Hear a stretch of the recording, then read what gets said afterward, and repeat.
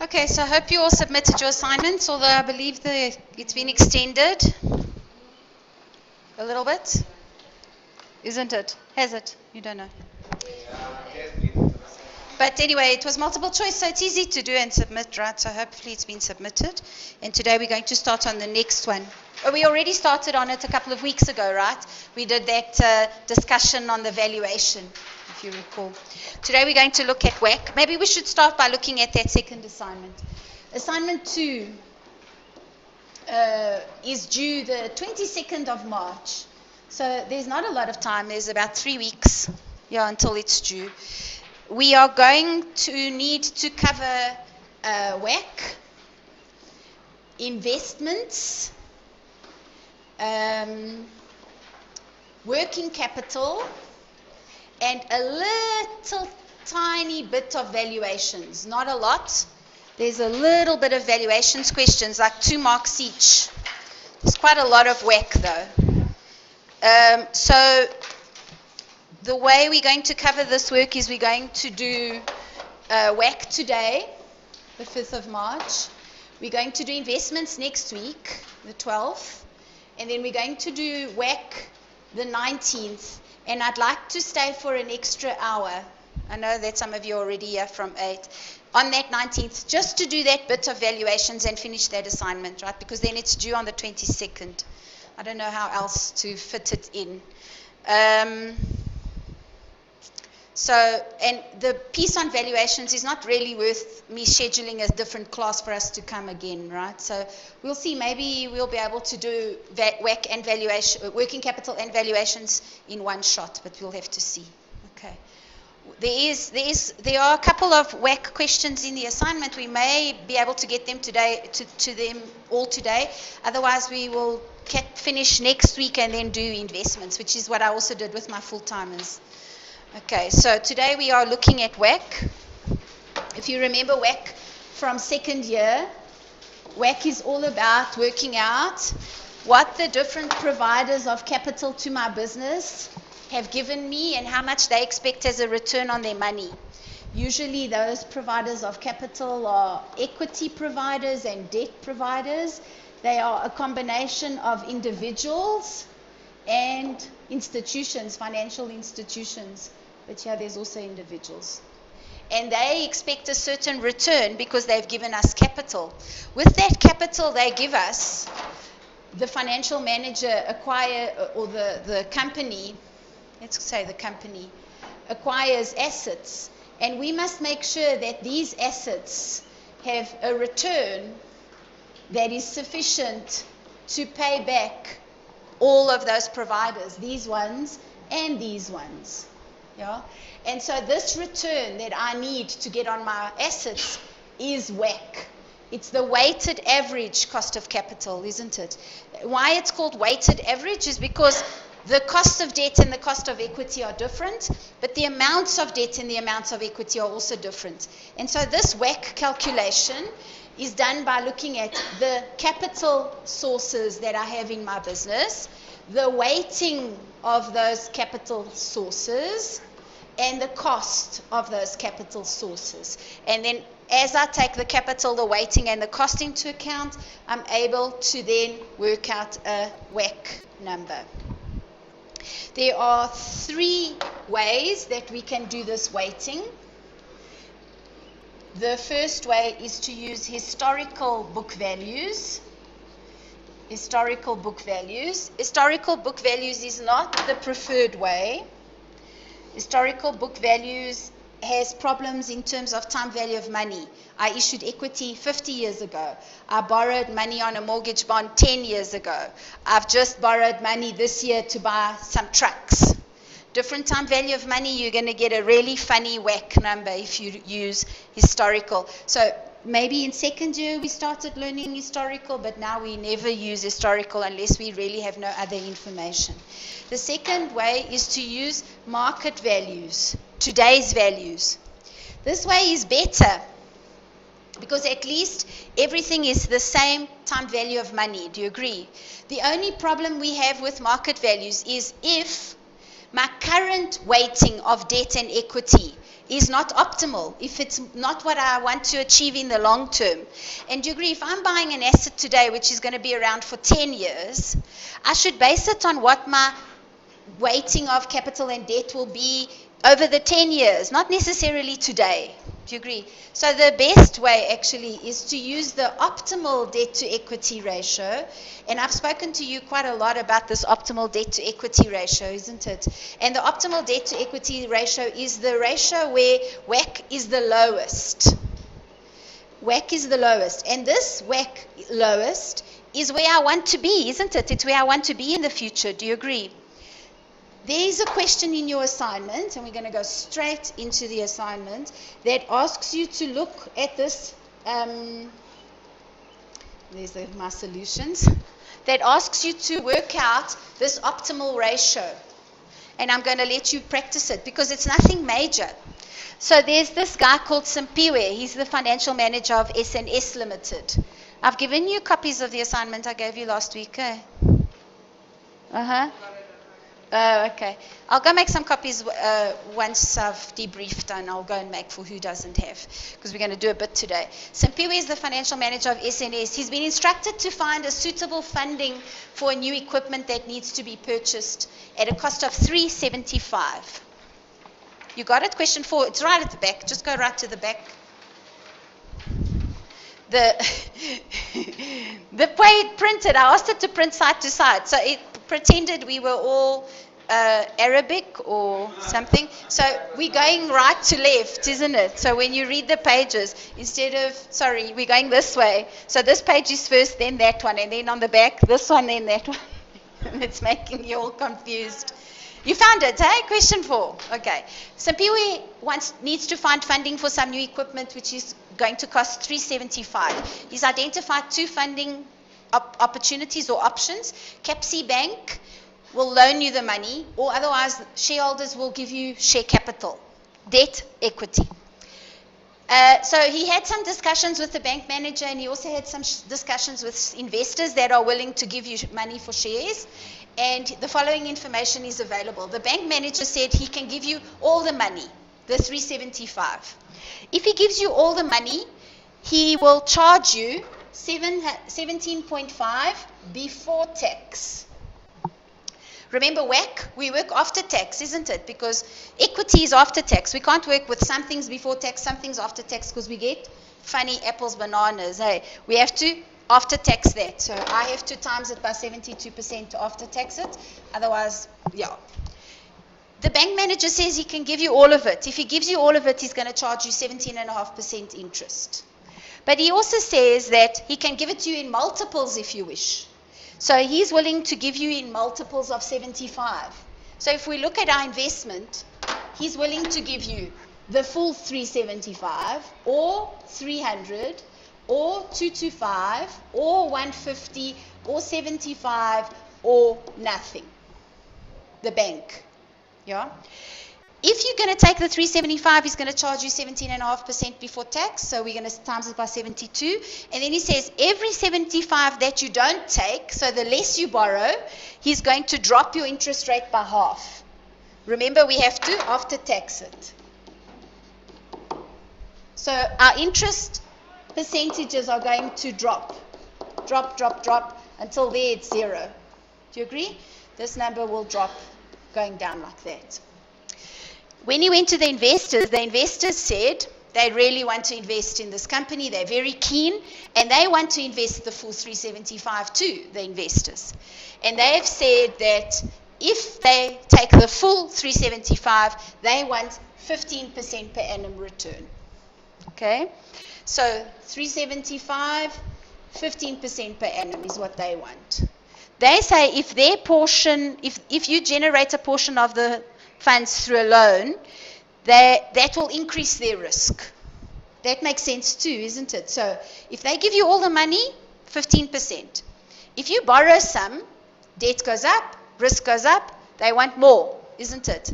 So we talked about that when we talked about Miller and Modigliani, do you remember? So the portion of funds will increase their risk, and they want a greater return. They've agreed that they will require an additional 0.25 for every 75,000 rand that goes up. So if I only get 300 share capital, in other words, then I've borrowed 75 from the bank, then their percentage will go up by 0.25. Yeah, that's what they say. And so on. So they also, we also for them have the same options that I have at the top. So what we're going to do is we're going to work out the optimal capital structure to finance this new equipment by looking at the different scenarios. Hey, scenario 1 is all debt, no equity, all the way to scenario 6, which is all equity, no debt, or whichever way around you want to do it, isn't it? And so we will do the proportions. And as we do the proportions, the interest rates and the cost of equity will change, isn't it? And then we're going to work out WACC for each one. Right, so if I have to show you one in the middle, or let me do the 300 one. If I have to show you the 300 one, it will be equity 300 at a cost of 15.25. Debt will be 75, and yeah, of course, I don't know the percentage, at whatever percentage it is, and I will work out WACC. How will I work out WACC? I'll use this proportion. The proportions, by the way, are quite easy to work out because the proportions, if I have to put percentages on them for you, are dropping in 20% increments. So this is 20%, this is 40, this is 60, this is 80, this is 100. Yeah? So when I look at this proportion here, this is 80, 20 is the proportion. 80% equity, 20% debt. So I take this, I times by 80, I take this, I times by 20, and I get a WACC. You're going to get me 6 WACC numbers. 6. One for all equity, and then dropping until it's all debt, or all debt, dropping to all equity, whichever one you want to do. And then we're going to see which is the optimal, which is the one where WACC is the lowest. Yes?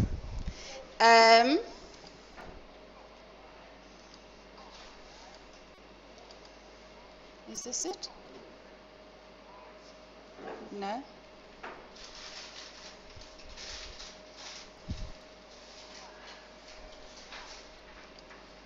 Oh, I thought I had it, but obviously I didn't. I didn't copy it. Oh, because I only did it this week. Okay, so that's what I want to see. I want to see a WACC table with the 6 scenarios. Who doesn't have an assignment? 1, 2, 3. Okay, I'll go quickly downstairs and make some copies. Yes. So the way it works is that you pay 17.5 of interest to the bank, and then you get a 28% tax deduction on that interest, which is 2 point something. What is it? 3.28% of 17 and a half. 4.9. I pay that to the bank in interest. SARS gives me an interest deduction. After tax, my cost is this. Yeah. My cost after tax is less. Yeah.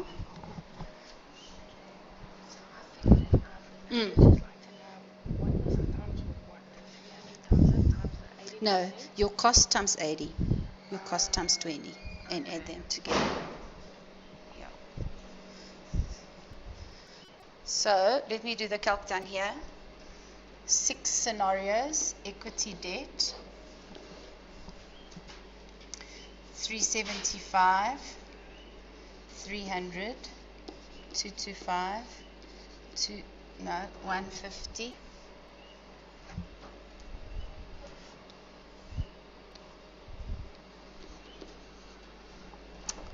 Gosh.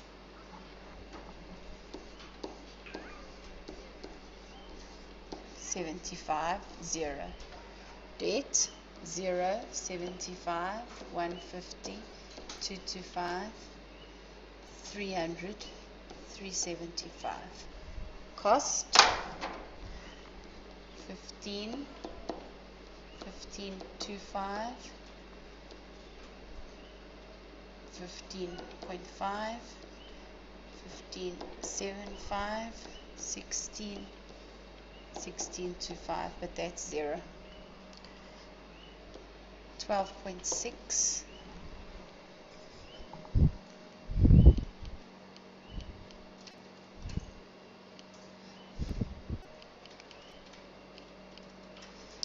12.96, no.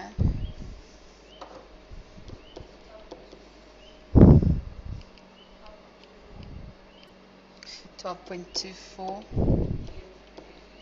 11.3, 11.88.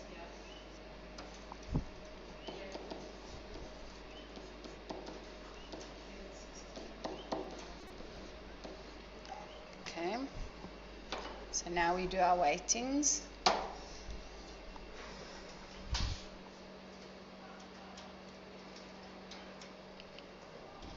Should just do it in Excel.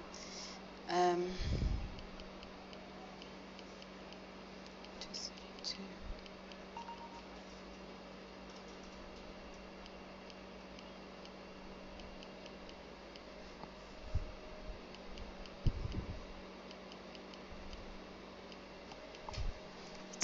It's easier to just get the answer from the other one that I had done.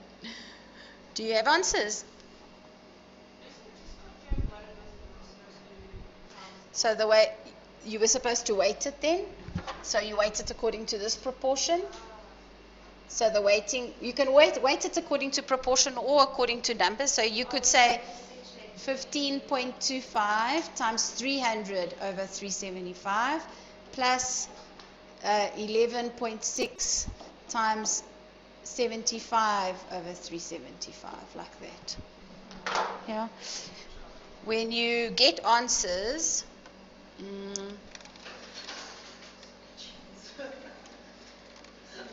let me just pick up the one that I did with my full-timers.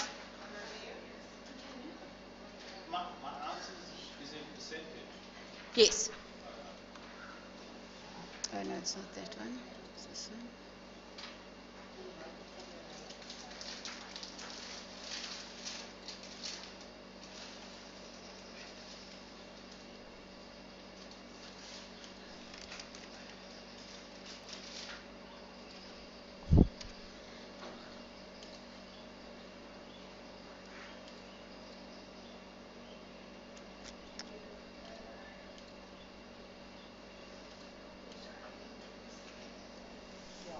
Looks like that.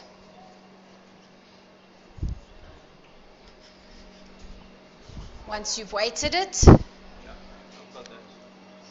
and then you're going to pick the lowest, right? Lowest WACC, and lowest WACC happens to be all debt.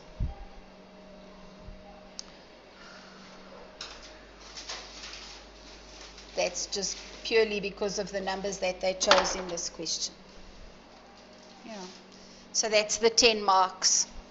Optimal debt to equity is where WACC is the lowest.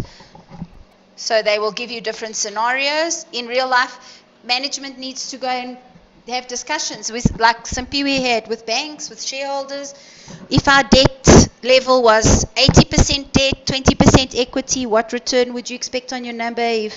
If we wanted to borrow this much, how much could we borrow for? Usually with a bank, it's an easier discussion. Do you agree? You go to different banks and you say, I want to borrow this much, this much, this much. Would you lend me? How much would it cost? With shareholders, it's a little bit trickier maybe. But this is a calculation of optimal debt to equity. And what you can see is exactly what we talked about when we did Miller-Modigliani, which is as our levels of debt increase, here's the debt increasing. So the cost of debt increases because there's more risk, and the cost of equity increases because there's more risk, isn't it? But because there is such a difference between the two, 15% versus 12.6, we never get to a point where it actually is worth taking any equity whatsoever. Yeah? Okay. So if the cost of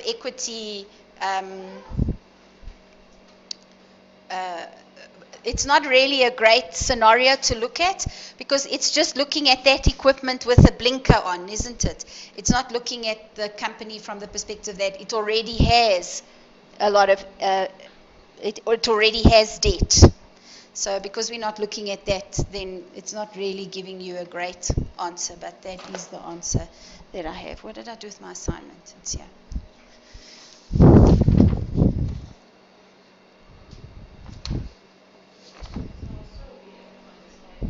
Yeah, the questions are very weird.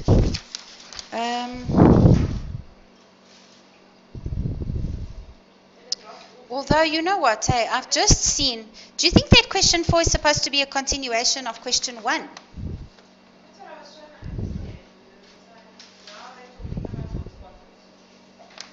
Question 1.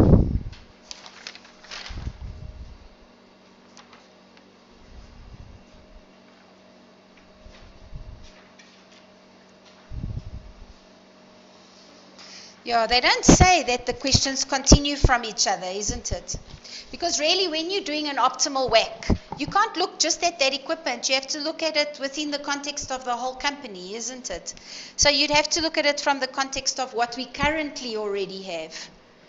So I don't know. I'm not sure. I'm a bit uncertain about that one. I'll have to think about it. But that's the answer. If we look just at that equipment, and if we look at question 4 in isolation, yeah. Because you'll see that question 4 says, Simpiwe is the financial manager of SNS Limited. When you look at question 1 is a company called Simon and Son Limited. I don't know if it's the same question, the same story, but they don't say anything, isn't it? But then question 2 is a completely different company. It's Umfula, question 2. And question 3 is also a different company. It's a company called Purified H2O. So I don't know. You would normally not look at it in isolation, isn't it? You can see where the numbers are coming from. Yeah, it's just using the proportions and multiplying by the interest rate. All right, let's go back to the beginning, what we were talking about, which was we were talking about weighted average cost of capital. And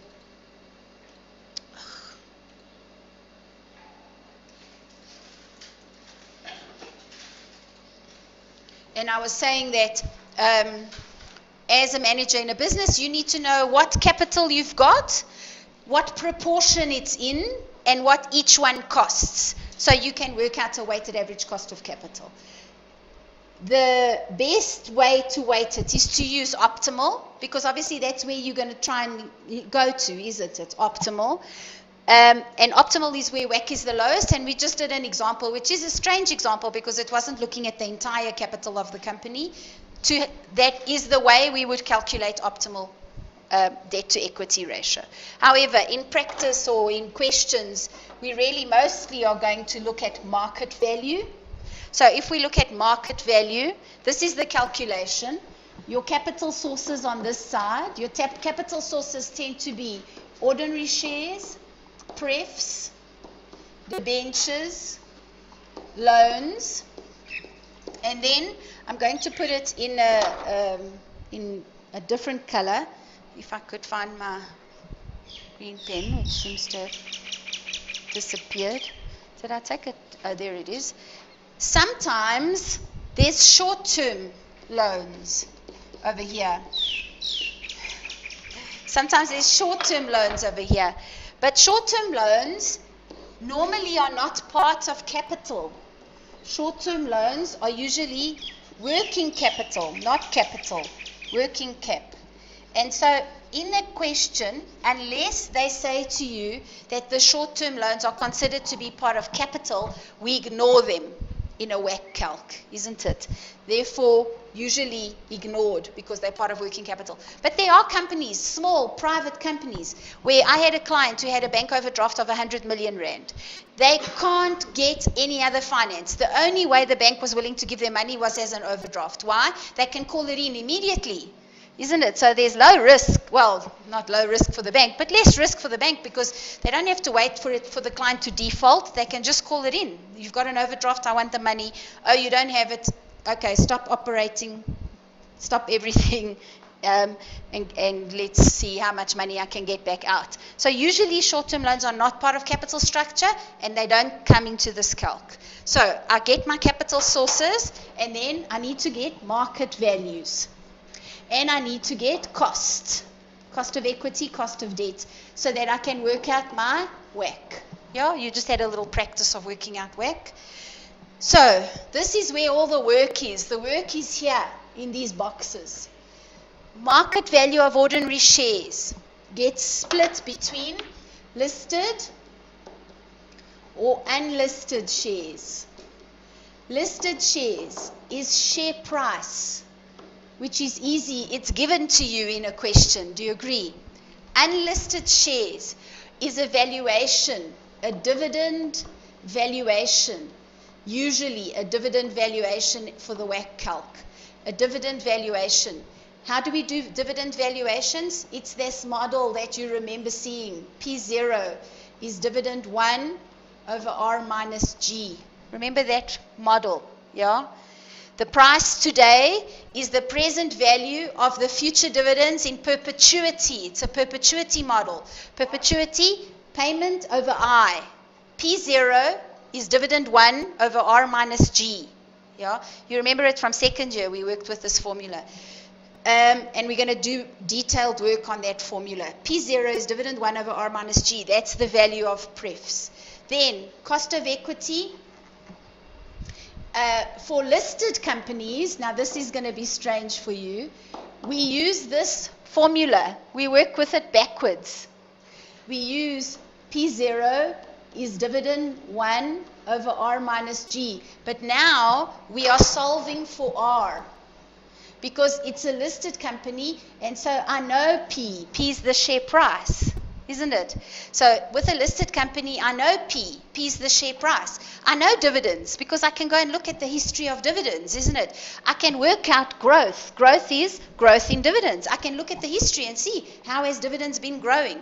So for a listed company, market value is share price, and cost of equity I work out using this dividend growth formula. I work backwards from the formula. Yeah. For an unlisted company, I use CAPM. And you remember a couple of weeks ago we worked with beta, do you remember? I use CAPM. R equals RF plus beta RM minus RF. So it's important for all my capital sources that I determine a market value and that I determine cost of equity, cost of debt. When I'm dealing with shares, I distinguish between listed and unlisted. Listed shares, it's share price for value, and I can use the Gordon growth model to work out cost of equity, R. Yeah? R is cost of equity. Because I know price, I know dividend, I can work out growth. Unlisted shares, I don't have a share price. Do you agree? So I use dividend valuation to work out a share price. I need to know R to do the dividend valuation. How do I get R? I use CAPM to get R. Okay. You could be asked to do these calcs, and you will be asked. A WACC calc can be, a WACC question in the exam can be 30 marks. All right. Let's have a look at working with a dividend valuation. There's a question in your study guides. It's on page 43.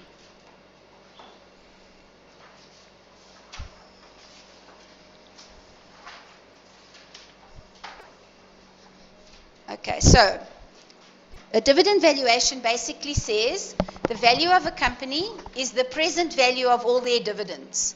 As a shareholder, we're assuming that you will buy a share and hold it to infinity. You will hold it forever and get share dividends forever. So when we do a valuation, we do a timeline, and the timeline goes to infinity. Infinity. On this timeline, year naught is today. And we're looking at future dividends, so we want year 1, year 2, year 3, year 4, all the way to infinity. That's what we want, isn't it? Sometimes they will just say to you, the next dividend is this. So you plug it straight into the formula. But other times they don't, like this one. So you have, it's a bit more difficult to do the calc. But it's just a time value of money calc. That's all it is. We're doing time value of money. So what we're saying is that the value of shares today is the present value of the dividends. The company recently paid a dividend of 1.5 million. That's year naught. It was already paid. In year one, we expect it to grow by 15%. So what's year one's dividend? Give me the number. 15 million. 1.5 million was today. What's year one? Plus 15%.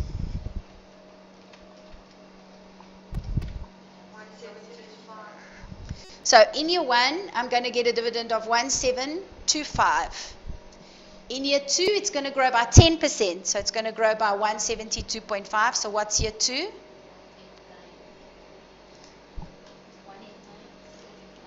1897.5. 1897.5. Then in year three, it's going to grow by 8%. So grow it for me by 8%. 2049.2. Then in year four, it's going to 0.3. Then in year four, it's going to grow by 6%.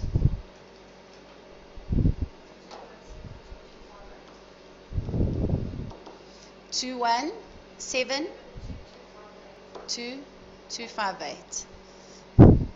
Like that. Okay. And then in year 5, it's going to grow 6 again, isn't it? And in year 6, it's going to grow 6 again. And in year 7, it's going to grow 6 again. So we can sit and grow it and grow it and grow it. And if we had an Excel document, we probably could just grow it and grow it and grow it, isn't it? But what we do when there's onwards sustainable growth, do you agree that that's sustainable growth? We plug into that formula. That formula was P0 is dividend 1 over R minus G. Do you agree? Now, I'm not working with dividend 1 because at dividend 1, my G is not a straight number, isn't it? First it was 15, then it was 10, then it was 8. I can only work with this formula once G sticks. Yeah? Because otherwise, how do I keep working with different G's, isn't it? So when G sticks, so if we look at my information, when did G stick? Year 4. So if I plug a year 4 into this number, what do you think this will be? P what? 3. Because it was P0 when it was dividend 1. So what it was doing, it was saying, dividend 1, if I discount it to today, comes back at today, times 0. So if I'm putting in a year 4, it's going to give me a year 3, isn't it? If I was putting in a year 5, it would give me a year 4. If I put in a year 2, it would give me year 1, isn't it? It's always one behind. So I know that this is dividend 4. I know that growth is 6%. And if you look at the next page, you'll see it tells you that a fair rate of return for similar companies is 16, which they could have asked you to calculate using CAPM, but they gave it to you in this case. So fair rate of return is 16. So this is 16. So I can work out P3. But then what I have to do once I have P3 is I don't want P1, I don't want the value at year 1, 2, 3, and then whatever. I want it all at year naught. So I have to present value everything, isn't it? I have to present value everything. Do you agree that I have all my dividends now? Work out this number for me. So do that calc for me on your calculators. Let's see what you get.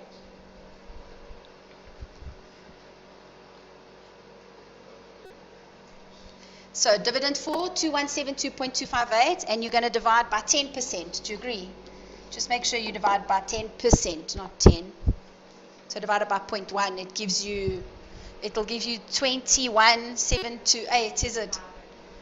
21,728.58. 722, yeah, there's two twos.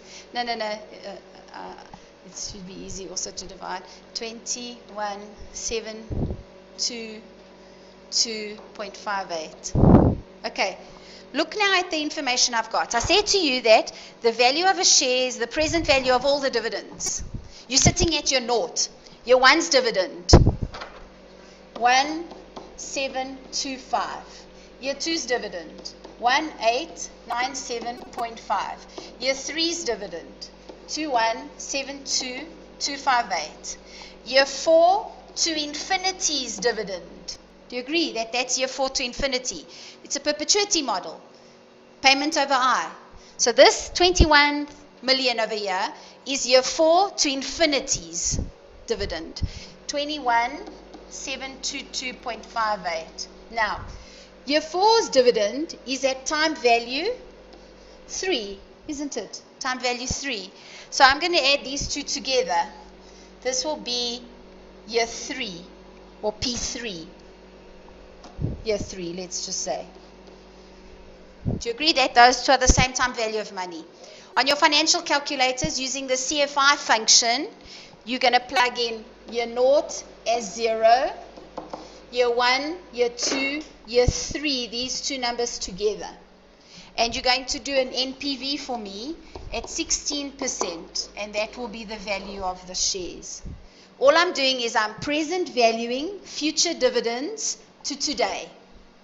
Those future dividends are future values, and I could have discounted them one by one. I'll show you the solution discounts them one by one. So I could have said, that's the number at the end of year 1 at 16%, what is it today? That's the number at the end of year 2 at 16%, what is it today? That's the number at year 3 at 16, what is it today?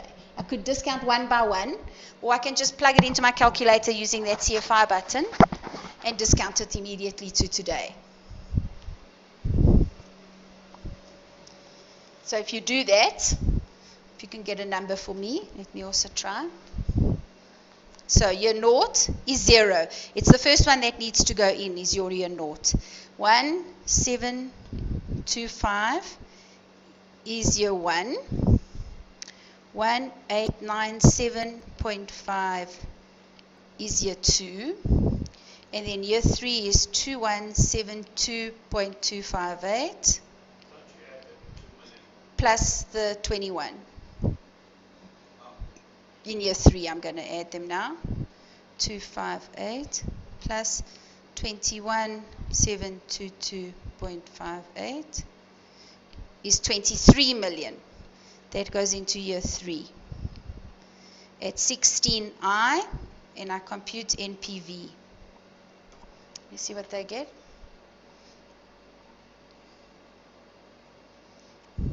I got a slightly different number, but I think it's because we've rounded everything. I got 18205. 18205?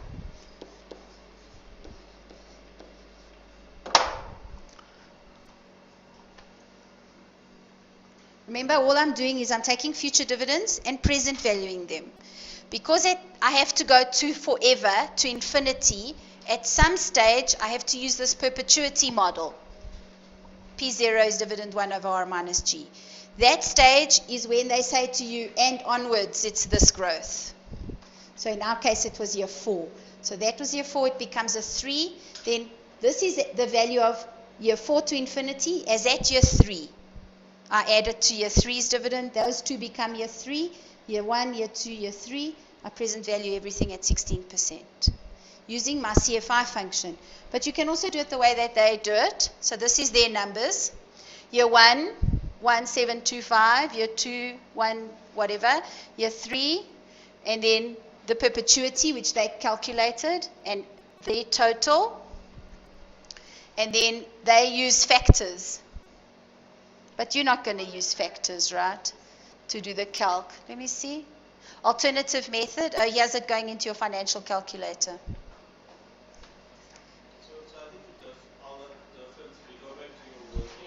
Did I have a mistake somewhere? Yeah, I think your year that you used. Oh, it's in the, it's here. Where? So you added your 4, the 2172. You should have added the 2049 to the 21 million. Oh, yeah, I did. You're right. Is that what you were trying to tell me earlier? So this here should be 2049.3. And then, which was 18126. Yeah. Sorry. This goes there.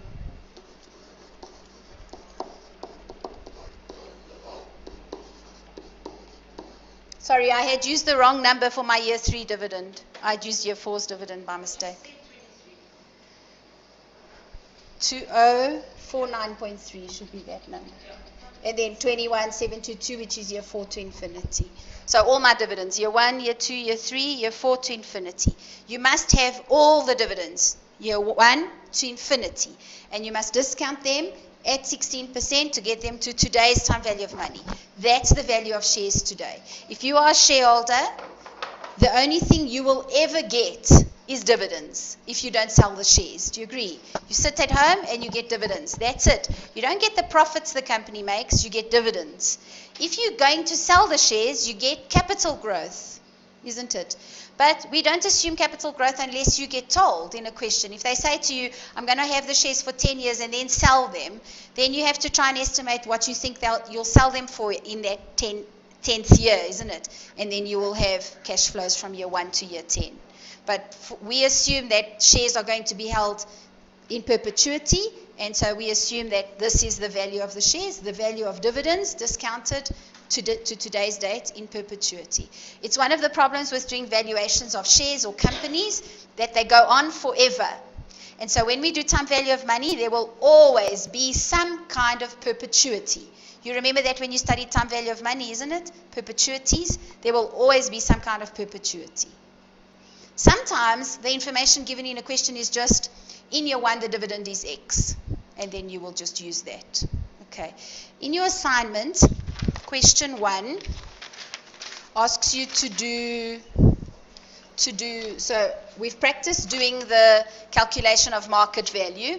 Now you're going to practice doing the calculation of the other piece. Question 1 in the assignment asks you to calculate the cost of capital for 11 marks, part A. Calculate the cost of capital for 11 marks. When we look at the capital structure, you will see that the company has shares, ordinary shares. The company has debentures and prefs. Debentures and prefs. They also have a bit of an overdraft, but when you look at the information, they say to you that the bank overdraft is used to bridge working capital requirements if the need arises, and the balance fluctuates monthly. So overdraft is working capital, isn't it? It's not. It's the first page. You turn it, and remember, we're reading like this. We're reading right to left. No, I gave them out a couple of weeks ago, and I made some copies. You can go downstairs and make a quick copy. Me? I don't know. Page 1. Where is your page 1? Okay, so the assignment starts there. It's backwards, right? So there's the first page, and there's the second, and there's the required over there. It's not even page numbered, isn't it? Oh, there are page numbers, 3, 4, and 5. Okay, so I'm reading on page 4. Page 3 was that story. Do you remember they want to invest in a solar power plant? Do you remember that? They want to invest in that solar power plant, and then we had the FD and the MD and the CEO all having different ideas of how to finance it, and we did that thing where we talked about what was good or bad. Okay, then we're now looking at page 4. Page 4 is an extract of the current statement of financial position. They have ordinary shares, debentures, and prefs. And then in the notes, they say to you, the ordinary share capital is 1 million shares. The latest known price was 66 Rand. And this is important, 66 Rand. And they've just declared a dividend of 6 Rand. And this 66 is cumdiv. What does cumdiv mean? Including the dividend, isn't it? With the dividend. So the share price today reflects the fact that there's a dividend that's been declared. If you sell me your shares, I must pay you for that dividend because the dividend was declared when you own the shares. But when the dividend gets paid out, I own the shares, isn't it? So what is the share price actually? 60 Rand. Yeah? 60 Rand is the share price. Ex-div is 60 Rand. The dividends are expected to grow at 8% per annum.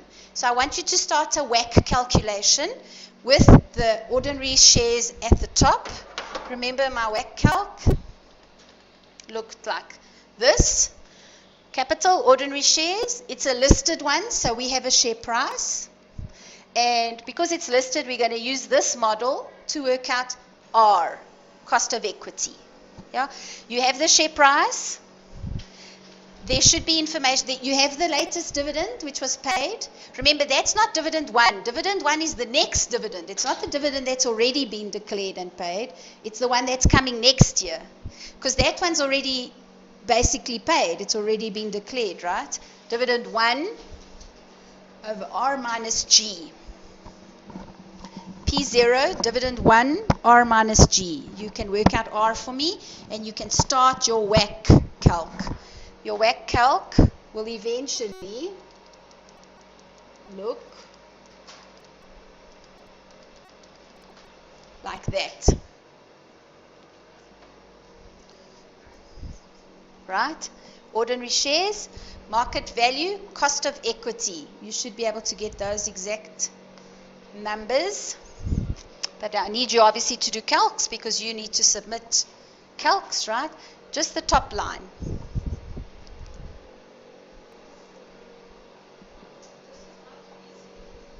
WACC. It's not easy, no. So we are working out what is the weighted average cost of my capital. I have 1 million shares. They are trading at 60 Rand each. So the market value of my equity is 60 million Rand. Agree? Those shares have a required return of, I don't know, I have to plug it into that dividend model, the numbers. Yeah. Let me see if I have a calc. Maybe here. No. No. I just wrote their dividend model. You're going to plug it into the dividend model. 60 equals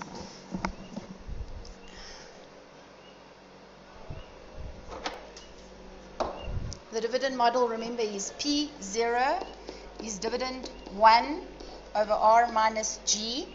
I know what P0 is. It's 60 Rand. Dividend 1 is 6 Rand times 1.0. What did they say growth was? 8. 1.08. That's the next dividend. G is 8%. And I calculate R. And if you're struggling to calculate R, then it's maths. Remember to cross multiply to get the answer.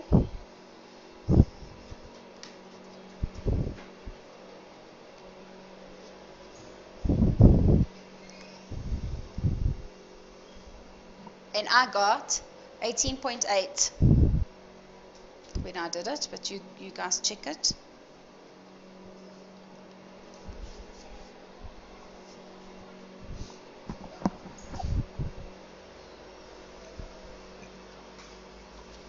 Sorry, I don't want to scribble it here.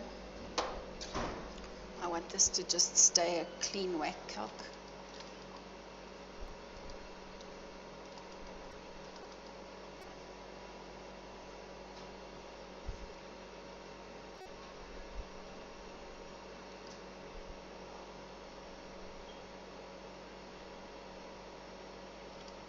I have the questions on here twice.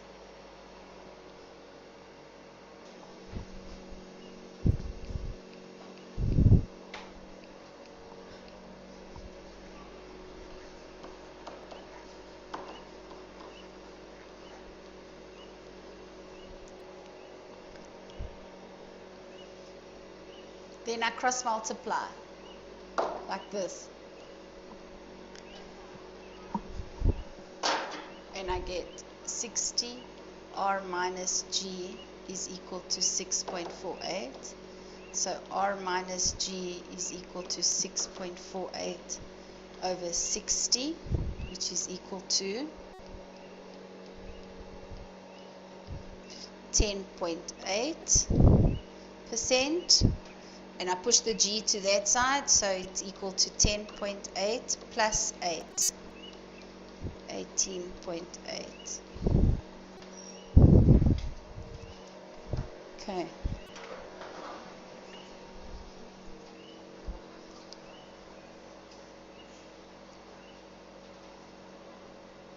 Sorry, then I started working in percentages suddenly, but percent.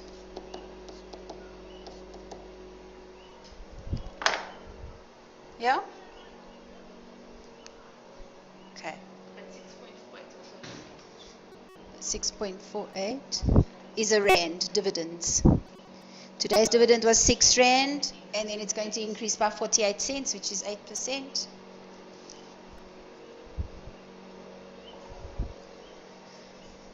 So the next dividend I'm going to pay is 6 rand 48. It's going to increase by 8%.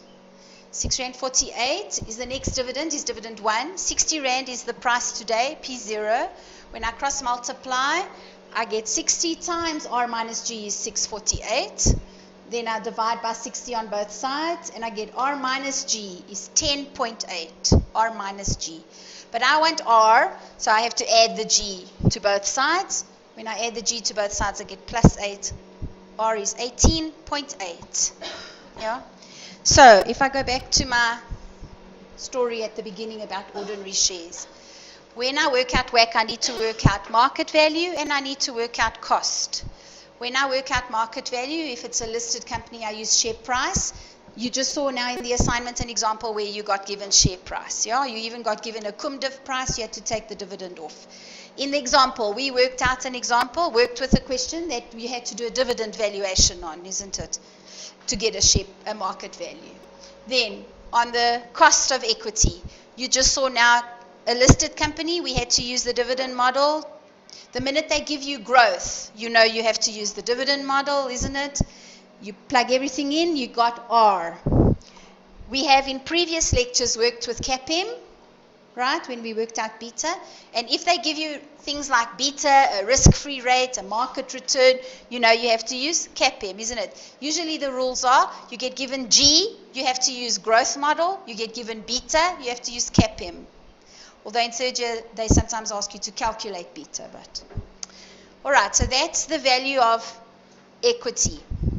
Yeah? When we're looking at debentures, loans, pref shares, the market value of those is the present value of the future cash flows after tax. After tax. And the cost of equity or cost of debt is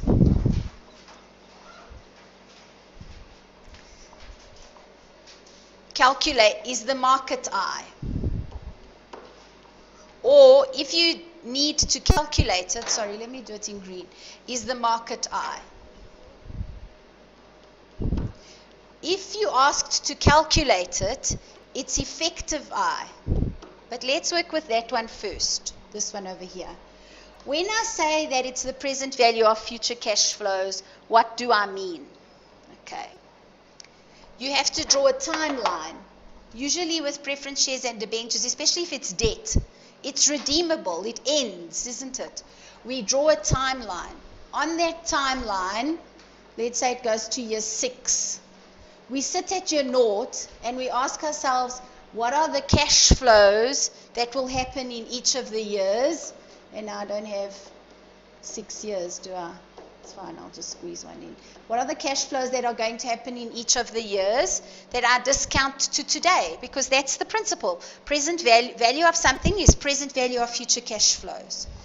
The cash flows, if I'm looking at prefs, are dividends. It's usually the same amount that gets paid every year, isn't it? And then capital, which sometimes is just the face value, sometimes it's at a premium. Yeah? And all I do is I discount this back to today at market I, which they will give you. Yeah? How do I do it? This one is easier to do on your calculator actually, because what you do is you put this in as future value, you put this in as payment, you put this in as N, you put this in as I, and you ask for a PV. And that's it. Yeah? So with pref shares, it's fairly straightforward. If you get given a market I, you can work it out, isn't it? What happens sometimes is the opposite. Instead of giving you a market I, they give you a market value. So if market value is given, then the market value is the value at, then this is PV, isn't it? It's the present value. Then you can calc I. Do you agree? And unless the payments are done every 6 months and you have to work out an effective I, it should just be the number that pops up on your calculator, isn't it? If the payments are made more often, we might have to work out an effective I. But I want to just keep it sort of straightforward for now. So again, if we look at the assignment, we can practice a different one, but we may as well practice this one. We have some preference shares. If we look at the liability section, we see that we have 12 million rand of preference shares. That 12 million rand is book value. Do you agree? It's what I got for it when I issued the shares. I don't know when I issued them. Might have been 10 years ago, might have been 2 years ago, might have been this year, I don't know. When we look at the information about the prefs, it says they are 9% prefs. They are redeemable at a premium of 5%. It means when I pay the capital back, I have to pay an extra 5% in 10 years' time. The dividends for the current year have been paid. Cool. And similar preference shares are currently yielding 12% per annum. Do I have payment? 9% is what we're paying as a dividend. 9% of what? Book value of the 12, isn't it?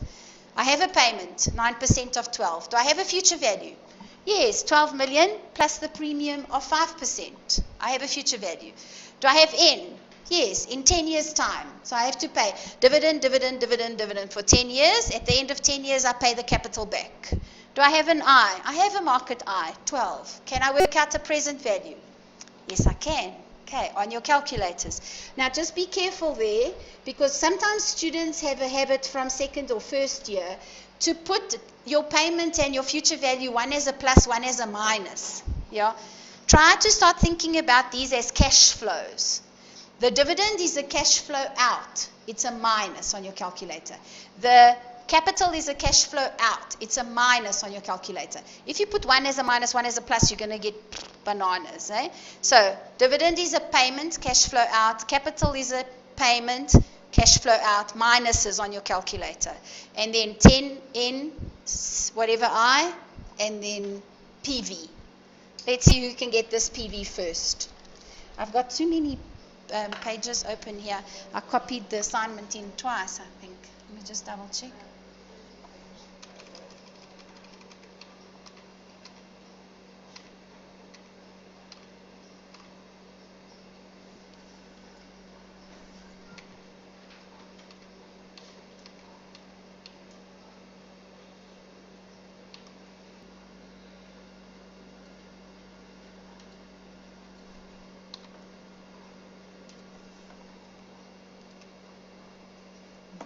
There's my PV.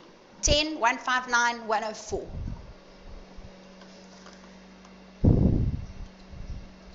Who's got it?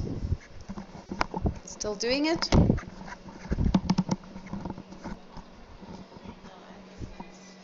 Payment? Where's your payment? 9% of 12 million.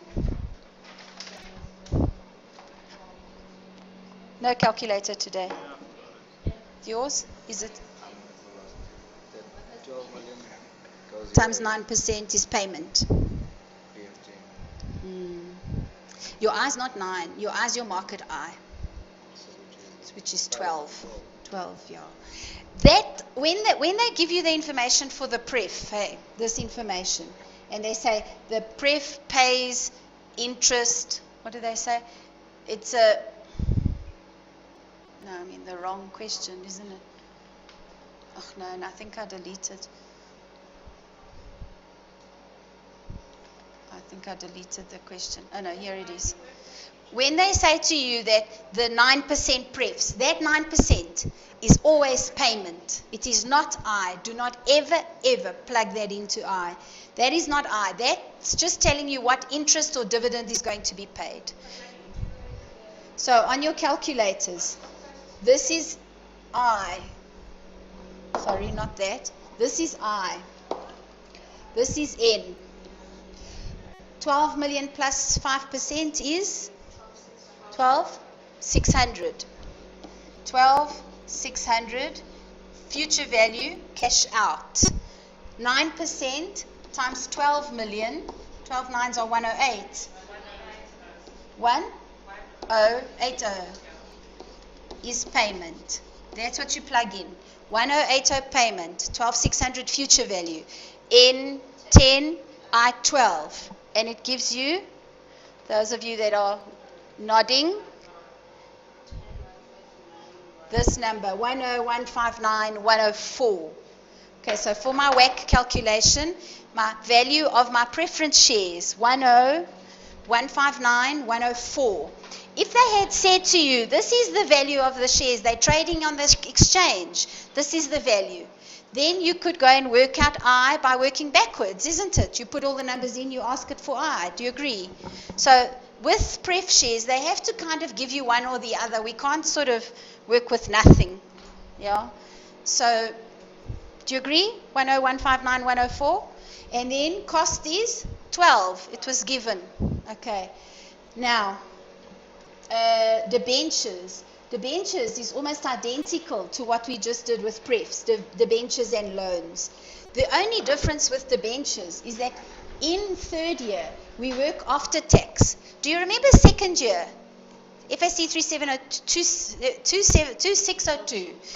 We worked out the value of debentures with two big formulas. Do you remember? It was an annuity formula and it was a future value formula, and we had to add them together. There was even that assignment. It was like a whole page, I think. Do you recall? Anyway, I did teach you how to do present value of debentures in second year, but we worked pre-tax.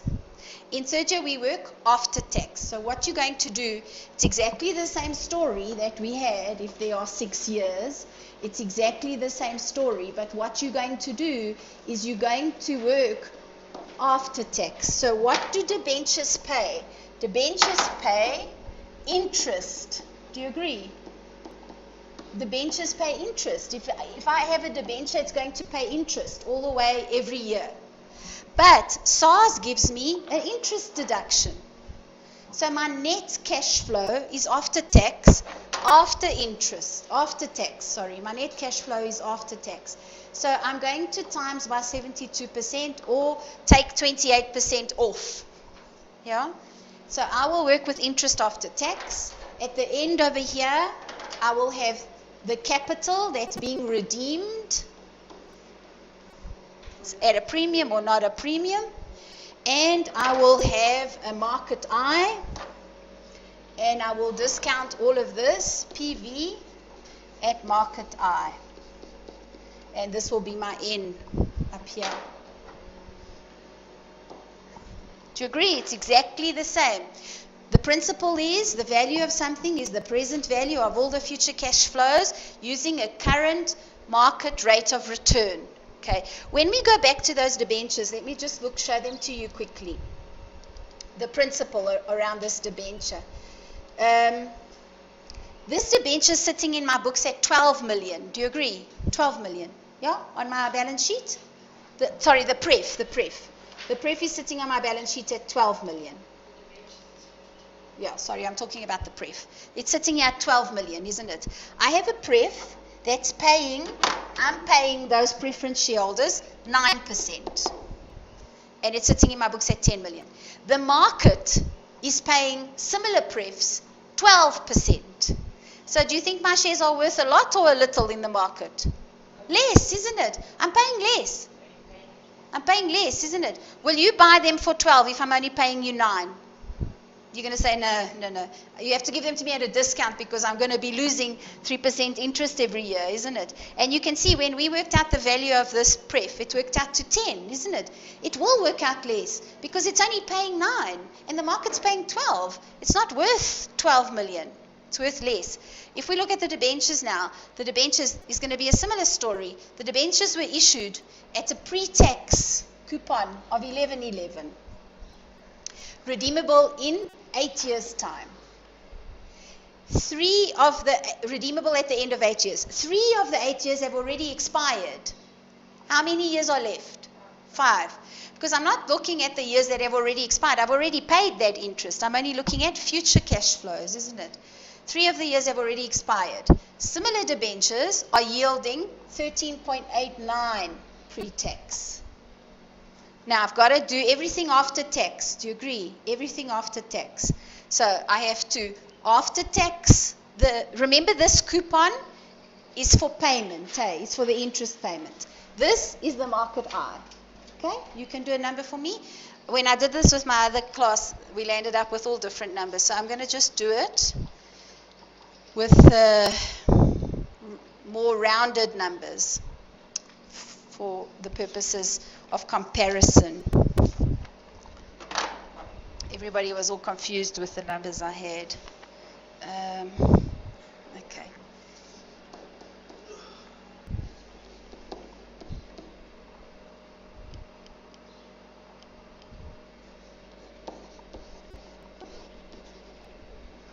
No premium on this one, isn't it? No story of a premium?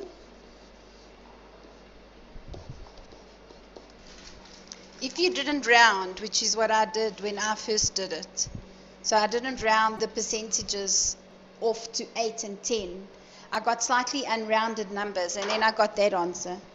But then my students that rounded to around 10, and they first rounded the percentages and then multiplied, they got a different answer. So what I did is I took 1389 times 72% and just pressed I. And then there were some things there. And then I took 15 times 1111 times 72 and pressed payment. Then I got that answer.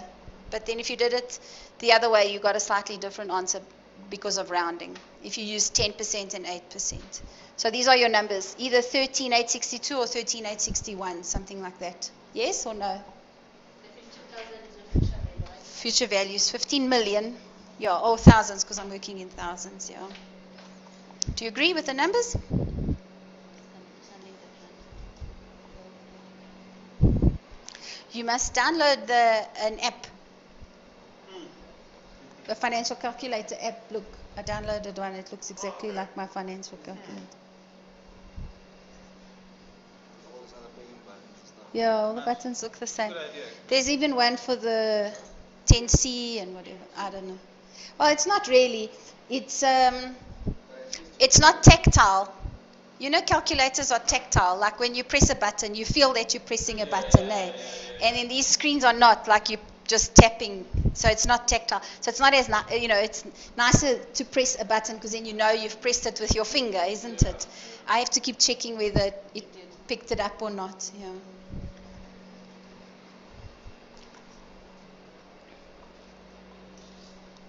Yes? You got it? Yes? Okay. So then that's the value of the debentures. So if I go back to my WACC calc, I have odds, which we did. I have the prefs, which we did. Do you agree? And then the only other capital that I have there on that balance sheet is the debenture. There's no loans or anything like that. The debenture, you'll see I put the number in that I got when I hadn't rounded. Okay. But if you want to put the number you've got when you rounded, it's also fine. It gives a very small difference in answer. I think, yeah.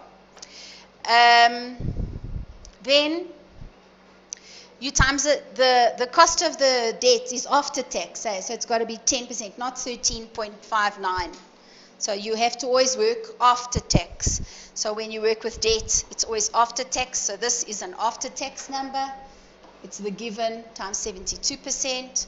And then that's my WACC numbers. So I like to work with rands. So I like to say, my market value of my share capital is 60 million rand. Those shareholders expect a return of 18.8%.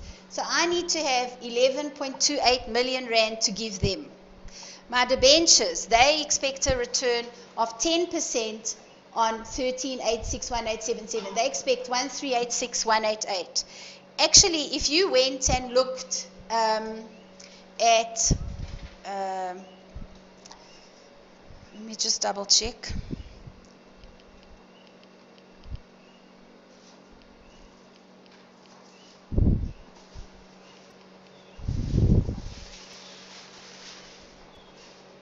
Oh, no, it doesn't work out that way. 15, 11, 11. Should though.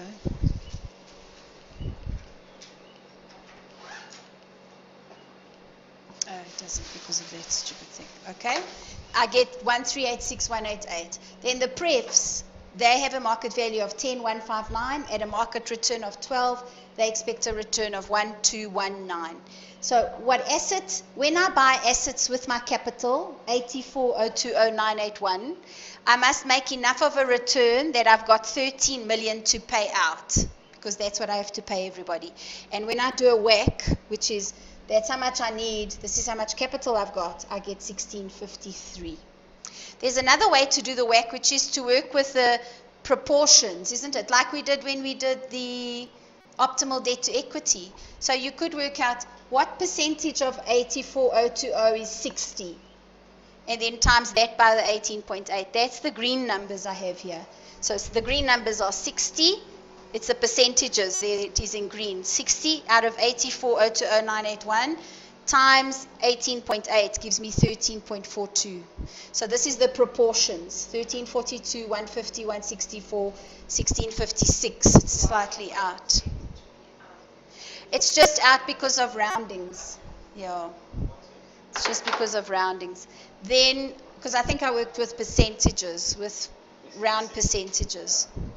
Then the other thing, when we carry on reading this question, they tell us about the...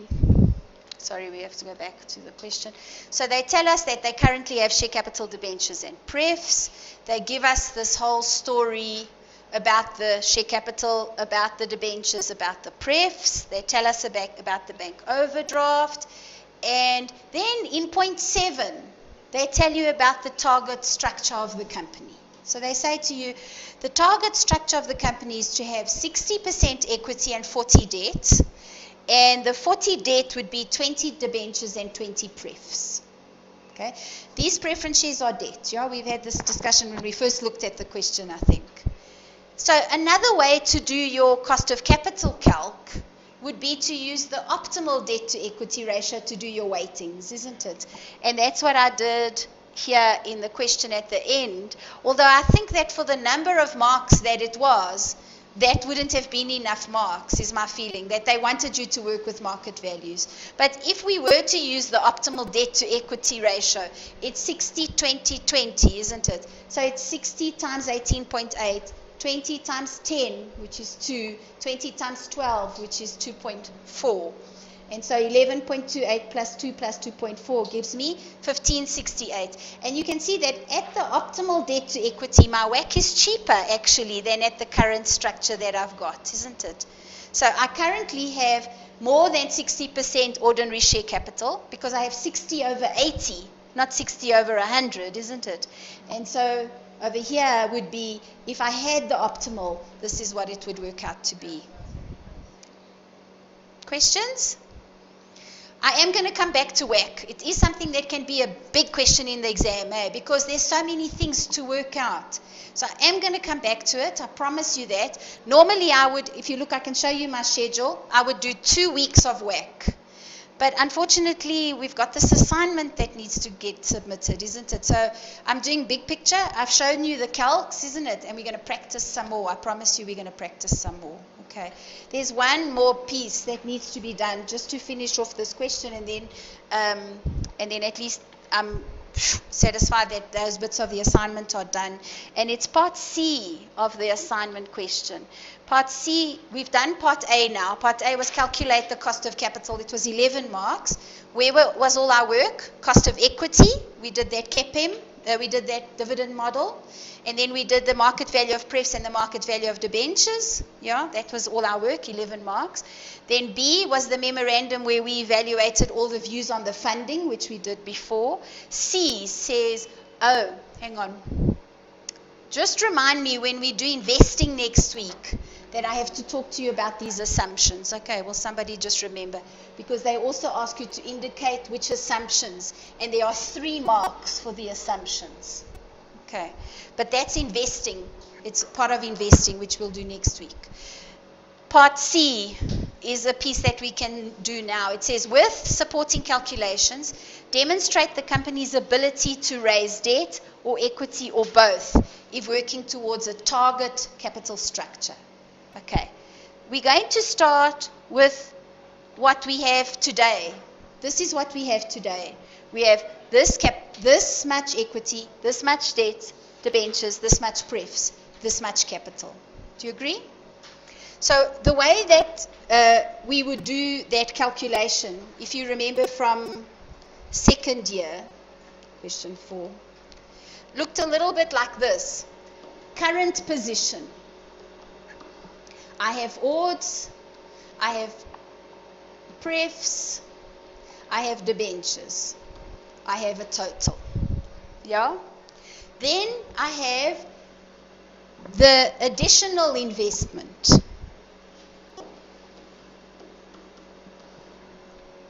But actually, that is not even the question. Let me just read the question again. No, not there. With supporting calculation, demonstrate the company's ability, capacity to raise debt or equity or both. Okay.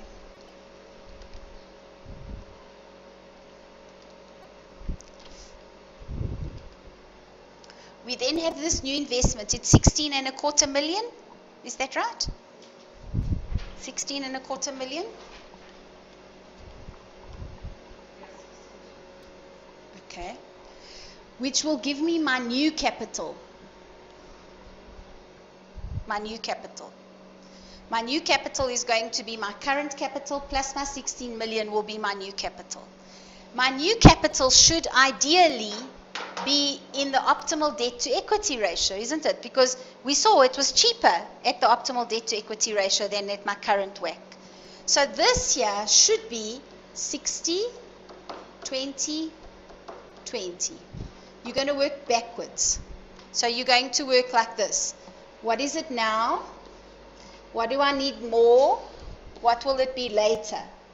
If I do 60, 20, 20, what will the numbers be? And then I will work from there, this way, to work out if I've got capacity to get more debt or to get more equity. Do you agree? Because this will be what needs to balance what I currently have to what I want to have. And what I want to have is at the optimal debt to equity ratio. Now, in second year, we did these calculations, but we used book values.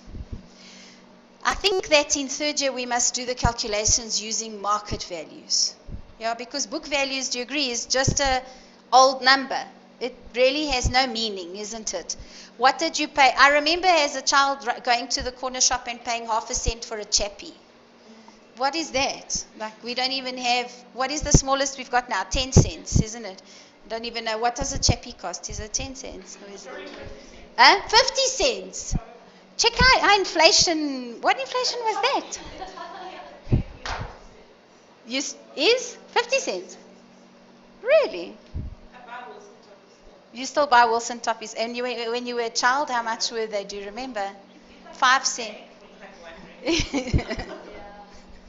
Okay, so I'm going to go with market value. So I'd like you to do it using market values. But then when I show you my calc, I've also done it using book values. But I don't think book values is the way that you would go.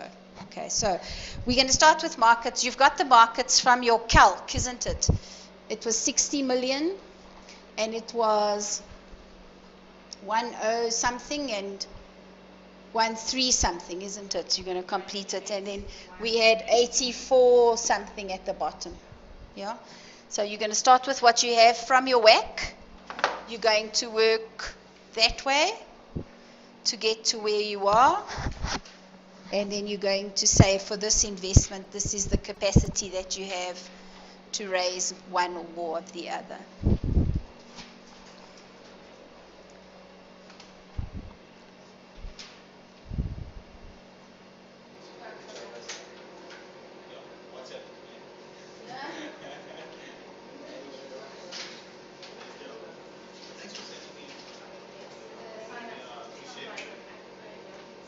So we had 84021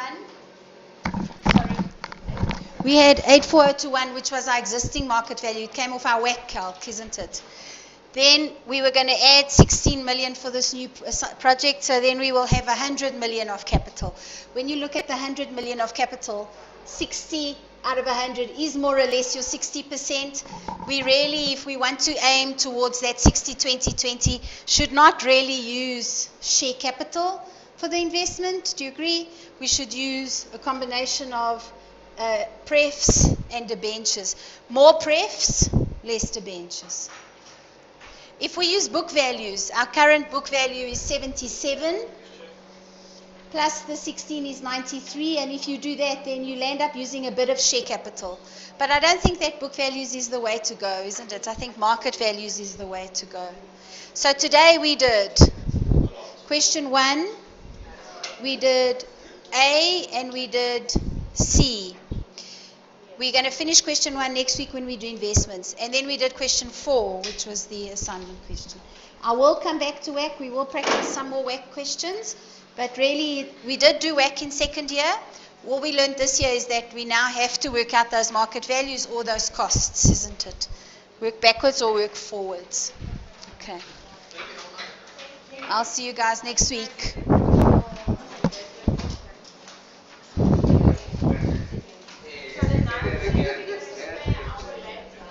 We'll stay an hour later on the 19th, yeah. If you're going away that weekend, then you'll have to... But I don't know, are people going away that weekend and the Easter one then as well, for 2 weeks?